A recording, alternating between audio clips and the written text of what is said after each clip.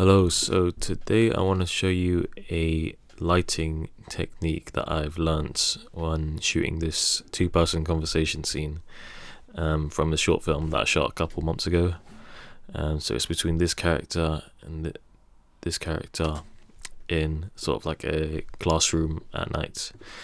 The main mistake I made with lighting is not matching the key between each actor. So my approach to doing this was having a f22 light above them, and so above both of them. But really, I had it mainly above him and kind of like not really hitting her. It was mainly like the bounce from the table that's like reaching her face. So I think this approach didn't really make a lot of sense, because when you have two characters that are close together, you want them to be lit relatively the same way, or even with the same light. So I think that was my main mistake when doing this. I think I had the approach of lighting their faces instead of lighting the scene as a whole. So it kind of gives this very unnatural look where in reality it wouldn't look like this. Even though accuracy is not the most important thing, but it kind of just doesn't fit the mood of the scene, really, because why is she in darkness? There's not really a reason for it, and it just looks unnaturally dark for a classroom in a school. So yeah, I think that's something I would do differently, is to use the same key light,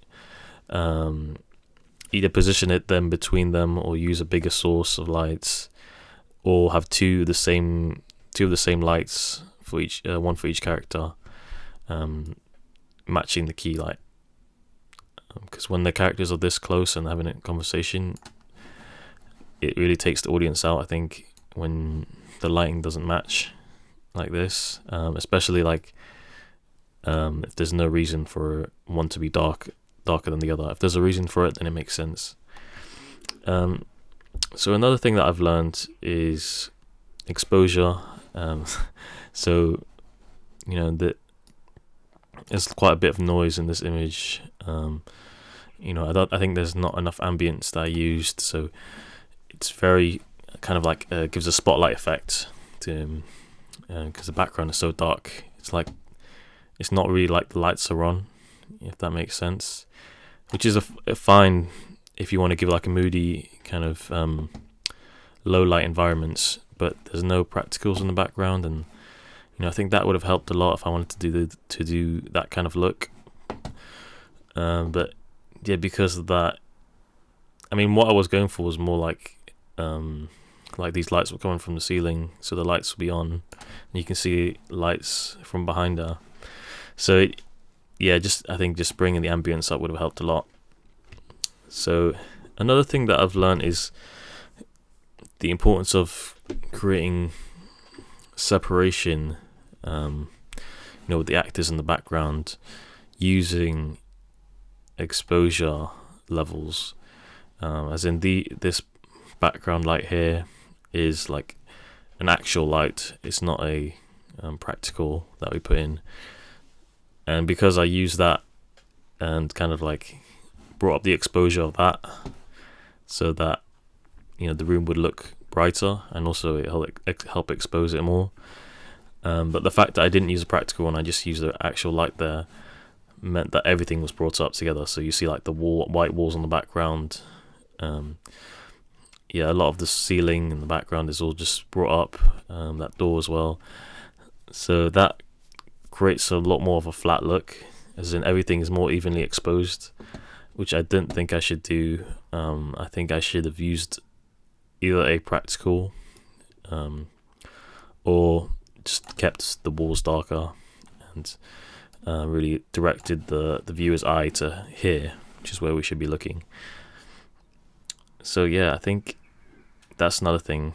That's probably the most important thing, is not having the brightness levels be too similar, and understanding the exposure levels of each part of the image. So when I'm talking about brightness levels, I mean the contrast between the brightness of someone's key in the background, and with the whole image, making sure that you have an understanding of the levels of each part of it, and what do you want to be higher, what do you want to be lower, and sort of understanding the kind of like contrast ratio of the exposure levels of every part of the image, because that will determine the look of it. If you want something that looks a bit more flatter or something very contrasty, so having an understanding of that is very important. So to summarize, when you see two actors and they're close to each other, lit by the same source, you want to match their key light with the same direction, the same intensity, so that it cuts like seamlessly together. That's something that's very important. And also understanding exposure levels. What do you want? Where do you want the audience eye to go? And what do you want to be higher? What do you want to be lower? Is something that I've learned massively from this project. So I'll definitely take that to the next project, and hopefully you guys learned something from this video.